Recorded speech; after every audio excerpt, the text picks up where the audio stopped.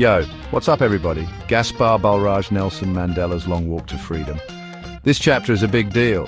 It's about the day Mandela became the first president of a free South Africa. Can you imagine that? After decades of fighting against apartheid, the man finally got to see his dream come true. The chapter takes us straight to the inauguration ceremony. It was a huge event, man. People from all over the world came to witness this historic moment. World leaders, activists, celebrities, you name it, they were there. Everyone was hyped to celebrate the end of apartheid and the beginning of a new era for South Africa. Mandela describes the scene vividly. He talks about the crowds, the music, and the feeling in the air. You can tell he's taking it all in. After all those years in prison, he was finally free, and his country was free too. It's a powerful moment, and Mandela captures it perfectly. But here's the thing, Mandela doesn't just focus on his own victory.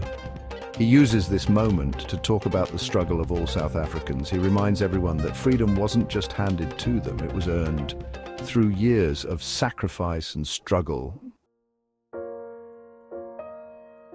This chapter is all about freedom, but it's also about the cost of freedom. Mandela reminds us that freedom isn't free. It's something you have to fight for, something people died for. He spent 27 years in prison, man. That's longer than I've been alive, and he's not the only one. Countless others suffered under apartheid.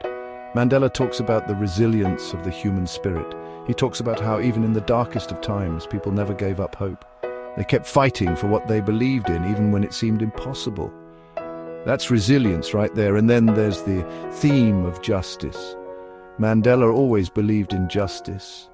Even when he was behind bars, he knew that apartheid was wrong. And he was willing to fight for what was right, no matter the cost. He could have easily chosen anger and revenge, but he chose forgiveness and reconciliation instead. That's powerful stuff. Mandela's message is clear. Freedom is precious, and it's something we should never take for granted. It's a reminder that we all have a responsibility to fight for what's right, even when it's hard.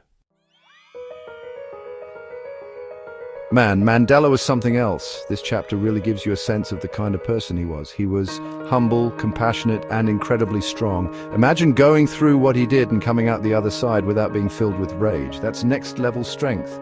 He could have easily been consumed by hatred, but he chose forgiveness instead. He believed that reconciliation was the only way to heal South Africa. He wanted to build a nation where everyone, regardless of race, could live together in peace. Mandela's leadership is truly inspiring. He never wavered in his commitment to justice and equality. He was a true icon, not just for South Africa, but for the whole world. He showed us what it means to be a leader, a fighter, and a human being. He wasn't perfect, nobody is, but his flaws only make his story more remarkable. He was a man who faced incredible adversity and came out stronger on the other side. He's a true role model for all of us. This chapter is a masterclass in perseverance. Mandela's story teaches us that no matter how tough things get, we should never give up on our dreams. He spent almost 3 decades in prison, but he never lost sight of his vision for a free South Africa. Mandela's journey also teaches us the importance of forgiveness. Holding on to anger and resentment will only hold you back. Forgiveness, on the other hand, liberates you. It allows you to move on and build a better future.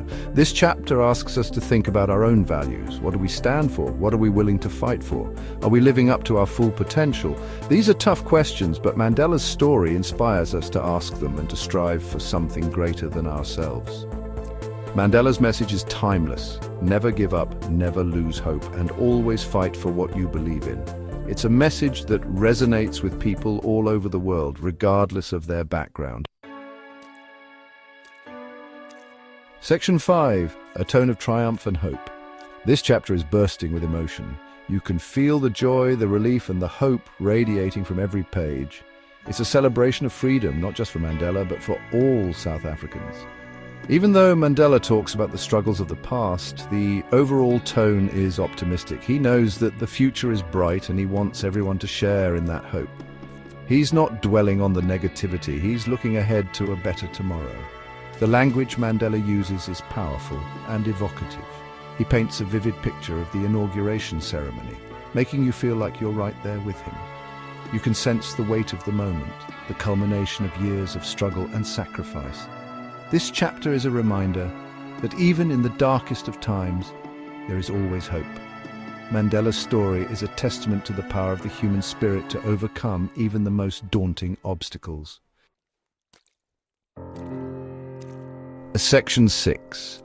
The power of language literary devices. Mandela was a master storyteller, and this chapter is a prime example of his skill. He uses language to paint a picture, to evoke emotions, and to drive home his message. He doesn't just tell you what happened, he makes you feel it. One of the key literary devices Mandela uses is imagery. He uses vivid descriptions to transport the reader to the inauguration ceremony. You can practically hear the crowds cheering, feel the sun on your skin, and sense the hope in the air. He also uses metaphors and similes to make his points more impactful. For example, he compares the end of apartheid to the breaking of dawn, symbolizing a new beginning for South Africa. Mandela's use of language is simple yet profound. He doesn't use complicated words or phrases. He speaks directly to the reader from the heart, and that's what makes his writing so powerful. Section 7. Leading the Way: Competency-Based Insights. Mandela's leadership is legendary, and this chapter offers valuable insights into what made him such an effective leader. He was a man of the people, always putting the needs of others before his own. He listened more than he spoke, and he always treated others with respect, even his former oppressors. His ability to unite people from different backgrounds was remarkable. He understood that true change could only come through reconciliation and forgiveness. He didn't seek revenge, he sought unity. Mandela's leadership style was based on collaboration and consensus building. He believed in empowering others and giving them a voice. He knew that no one person had all the answers, and he wasn't afraid to surround himself with people who were smarter than him. This chapter teaches us that true leadership is not about power or control, but about service and sacrifice. It's about inspiring others to be their best selves and working together to create a better future. Section 8. Apartheid's Shadow: A History of Oppression. To fully appreciate the significance of this chapter, we need to understand the historical context. Apartheid was a brutal system of racial segregation that oppressed black South Africans for decades. It was a system built on the belief that white people were superior to black people. Black South Africans were denied basic human rights. They couldn't vote, own land, or even live in certain areas. They were treated like second-class citizens in their own country. The fight against apartheid was long and hard. Many people lost their lives fighting for freedom and equality. Mandela himself spent 27 years in prison for his activism. The inauguration of Nelson Mandela as the first black president of South Africa marked the end of this dark chapter in human history. It was a victory not just for South Africa, but for the entire world. Section 9. Mandela's Legacy: A Global Inspiration. Mandela's story continues to inspire people all over the world. He taught us that even in the face of adversity, we should never give up on our dreams. He showed us that forgiveness is more powerful than revenge, and that true leadership is about serving others. His legacy is one of hope, courage, and resilience. He reminded us that we all have the power to make a difference in the world, no matter how small. Mandela's message is timeless and universal.